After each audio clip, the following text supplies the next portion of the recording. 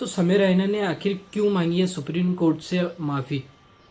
तो after the India's Got Latent की controversy, तो आप सभी को पता है कि उस कंट्रोवर्सी के बाद में काफ़ी सारे एलिगेशन लगाए हुए हैं समीर रैना पे।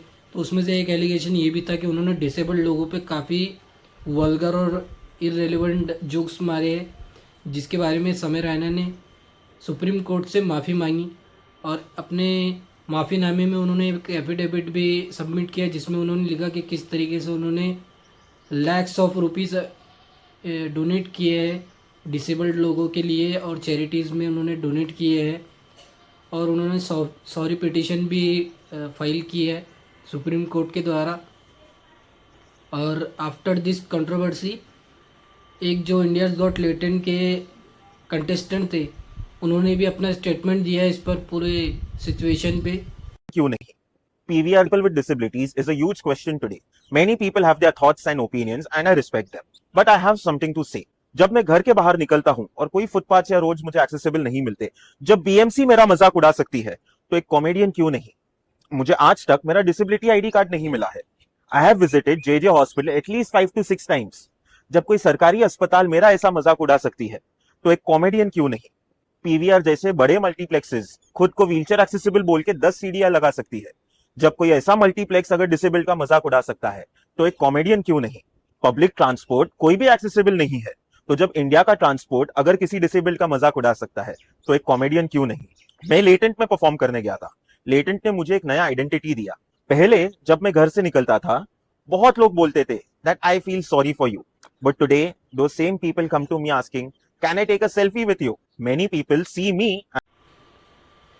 तो अगली जो न्यूज़ आ रही है वो एक फॉरेन यूट्यूबर के बारे में, जिनका क्लेम है कि टी सीरीज़ ने उनके बीट्स चोरी किए। तो एक बहुत ही फेमस गाना है रांझण नाम से।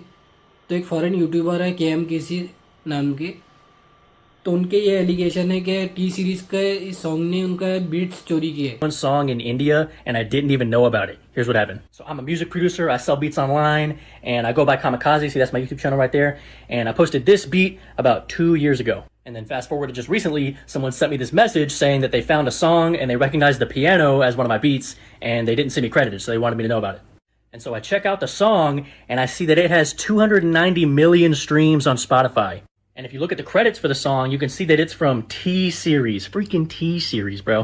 So I start sending emails. I emailed the artist, I emailed everybody at T-Series that I could find, and I got zero response from anybody. So yeah, I don't really know what to do now because they pretty much just ripped the beat off of YouTube and didn't contact me or pay me or credit me or anything, and now they have a #1 song on Indian billboards. So तो अगली जो news है वो है batting app ban in India के बारे में। तो किस तरह जो इंडियन क्रिकेटर है जैसे रोहित शर्मा, विराट कोहली और MS धोनी, तो उनके जो कॉन्ट्रैक्ट थे बैटिंग ऐप्स पे, वो कैसे उनको लॉस मिला इसके बैन के द्वारा। और इस पर अनुपम मित्तल का भी काफ़ी डिफरेंट ओपिनियन था, और जिसके ऊपर रिएक्ट किए मिस्टर फ्लाइंग बीस्ट ने। On the betting apps, they have to spend much more to establish a balance in the society. क्योंकि अब देश का युवा बेकार हो चुका है, उसको काम नहीं करना, उसको जॉब नहीं करनी, उसको बस जल्दी अमीर होना है सट्टा खेल के। सरकार ज्यादा स्पेंड करेगी लॉस्ट प्रोडक्टिविटी पे, सरकार ज्यादा स्पेंड करेगी हेल्थ पे, और सरकार ज्यादा स्पेंड करेगी लोगों का एडिक्शन छुड़वाने में। तो ये ओवरऑल एक लॉस का सौदा सरकार के लिए। इतनी सारी जाने जा रही है, इतनी सारी फैमिलीज बर्बाद हो रही है, इतने सारे भविष्य बर्बाद हो रहे हैं। तो सोचने की बात यह है कि what is important for us, a balance sheet और लाइफ। क्या पहले जब ऑनलाइन नहीं होती थी तो देश प्रगति नहीं कर रहा था? क्या जो ऐप्स के फाउंडर्स हैं, जो इनके इन्वेस्टर्स हैं, क्या ये चाहेंगे कि इनके बच्चे खुद इस के एडिक्शन में लगे?